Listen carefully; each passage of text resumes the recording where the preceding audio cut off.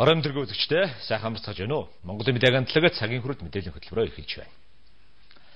Энэ оны 2 дугаар удирдлагаа багтаан Ахмад Настан хөгжлийн бэрхшээлтэй иргэдэд эх орны хишиг хувийг олгох шийдвэрийг өнөөдөр болсон засгийн газрын хуралдаанаар гаргалаа.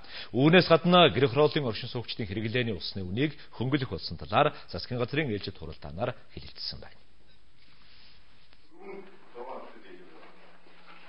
5 толгойн хувьцааг засгийн газрын тогтоолоор 1 бүрийг 933 төгрөгөөр үнэлэн Монгол улсын иргэн бүрт 1 сая төгрөгийн хувьцаа олгох оруулсан.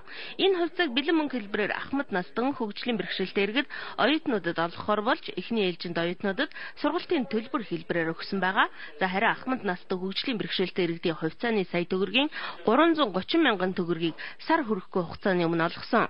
Үлдсэнийг нь ямар ч байсан сонгуулийн өмнө өгөхөөр өнөөдөр засгийн газрын хуралдаанаар шийдвэрлэжээ. За энэ үндсэн 670 мянган төгрөг байгаа. За бид нар бол ямар ч байсан 2 дугаар үйлрэл багтааж өгнө гэсэн ийм тооцоотойгоор ажиллаж байгаа. Тэгвэл энийг бол энэ 6 сарын 25-ны дотор бол өгөхөөр тооцож ажиллаж байна. Сая төгрөгөө бэлэн мөнгөөр авсан ч гэсэн буцаан хувьцаа олгох хүсэлтэй Ахмад Настан хөгжлийн бэрхшээлтэй иргэн оюутнуудын хүсэлтийг хүлээн авах журмыг дараагийн засгийн газрын хуралдаанаар баталгаажуулсан байна. За түүнчлэн хувьцаагаа засгийн газарт нэрлсэн үнээр нь худалдах сонирхолтой иргэдийн хувьцааг аж ахуй нэгжүүдэд худалдах ажил эхлэхэд бэлэн болсон тухай сангийн сайд өнөөдөр мэдээллээ. За түүнчлэн засгийн газрын өнөөдрийн хуралдаанаар 100 мянган айлын орон сууц хөтөлбөрт орон нутагт баригдах орон сууцнуудыг хамруулахаар болсон байна.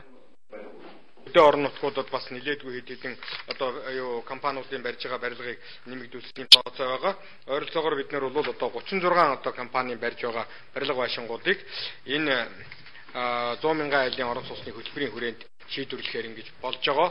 За 100 мянган айлын орон сууцны хүрээнд 6% хүүтэй орон сууцны зээлийг бид нар бас мөн зээлийн их усүрийг хөгжлийн банкаар дамжуулж маргааш нэг 2 хоногоос эхлээд хөгжлийн банкнаас эхний ээлжинд 20 тэрбум, ингээд дараагийн ээлжинд 10-10-аар дамжуулж 50 тэрбум төгрөгийн их усүрийг төрийн банкнд өгөхөөр шийдвэр энэний өмнө засгийн газрын хуралдаанд гарсан. За энэ асуудал бол ингээд маргаашнаас ажил хэрэг болохоор ингээд явж байна.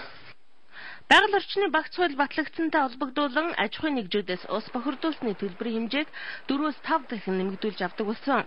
Үүнтэй уялдан гэр хорооллын иргэдийн усны үнийг орон сууцны оршин суугчдын хэрэглээний усны үнэтэй ижил түвшинд авчихаар тогтсон байна.